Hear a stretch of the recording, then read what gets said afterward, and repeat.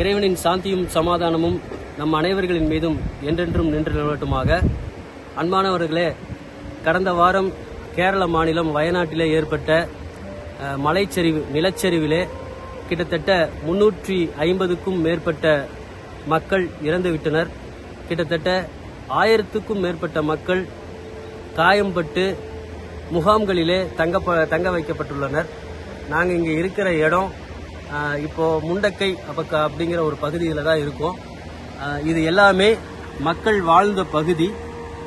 இந்த இடத்துல தான் அந்த நிலச்சரிவு ஏற்பட்டு மேலே இருக்கக்கூடிய மலை சரிஞ்சு தான் அங்கே இருக்கக்கூடிய நிலச்சரிவு ஏற்பட்டு இந்த இடத்துல இருக்கக்கூடிய மக்கள் அத்தனை பேர்த்தையுமே அடிச்சுட்டு போயிடுச்சு. கிட்டத்தட்ட அதில் ஒரு 350க்கும் மேற்பட்ட மக்கள் இறந்துருக்கிறாங்க. அந்த களப்பணியில் தான் இருக்கிறோம். இங்க இருக்கக்கூடிய மக்களை மீட்டு, உயிரோடு இருக்கக்கூடிய மக்களை மீட்டு முகாம்களில் இங்க இருக்கக்கூடிய அரசாங்கம் தங்க வச்சிருக்கு. இங்க பகுதியில நிறைய பேர் நிவாரண பொருட்களோடு இங்க வந்துட்டு இருக்கிறாங்க.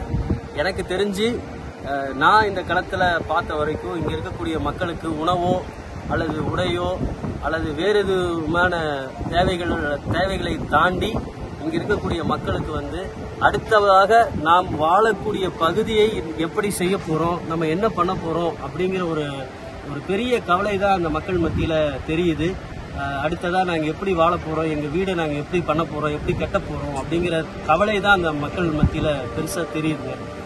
இங்க இருக்கக்கூடிய மக்களோட இப்போதைய தேவை அப்படின்றது இதை சீர் செஞ்சு கொடுத்து எங்களுக்கான வாழ்விடத்தை நீங்க ஏற்படுத்தி தரணும் அப்படின்னு தான் அந்த மக்கள் கேட்கறாங்க. எனக்கு தெரிஞ்சு நான் எதுக்காக இதை சொல்றேன் அப்படின்னா, நிறைய நிவாரண பொருட்கள் நிறைய வந்திருக்கு. வெளி மாவட்டம், அதாவது கேரளா, தமிழ்நாடு, ஆந்திரா, கர்நாடகா போன்ற பகுதிகளில் நிறைய மக்கள் நிவாரண பொருட்கள் கொடுத்துருக்குறாங்க. அது போக இந்த மக்களுக்கு அடிப்படை தேவைங்கிறது அந்த வாழ்வை அடுத்த கட்டத்துக்கு நகர்த்தக்கூடிய தேவைகள் தான் அந்த மக்களுக்கான தேவையா இருக்கு.